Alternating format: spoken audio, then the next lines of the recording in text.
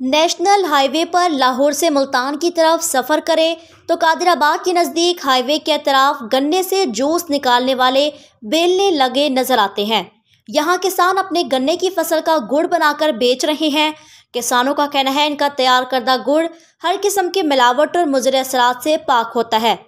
किसानों का कहना है शुगर मिल्स को गन्ना फरोख्त करने के लिए लाइन में भी नहीं लगना पड़ता। मिलना चाहते असीं गन्ना लैके उत्थे लैना लगना पैंदा सानू ते दूरा बड़ी आवाजारी पड़ती है। इत्थे खुद आपदा लैके ते आपदा पीड़ के गुड़ बेची जाने बाकी। यहाँ पे जो कस्टमर्स आते हैं चीनी की निस्बत इनको हम कम से कम रेट पर देते हैं। गुड़ बनाने के लिए पहले गन्ने को छील और साफ करके इसका रस निकाला जाता है। इसके बाद बड़े कढ़ाई में पकाया जाता है। गाढ़ा होने के बाद इसे ठंडा करके गुड़ की पीसियाँ बनाई जाती हैं। शहरी बेलने पर आकर गन्ने का ताज़ा रस भी पीते हैं। खुश्क मेवा जार डालकर गुड़ तैयार करवाते हैं। स्पेशल गुड़ लेने के लिए आया हूँ।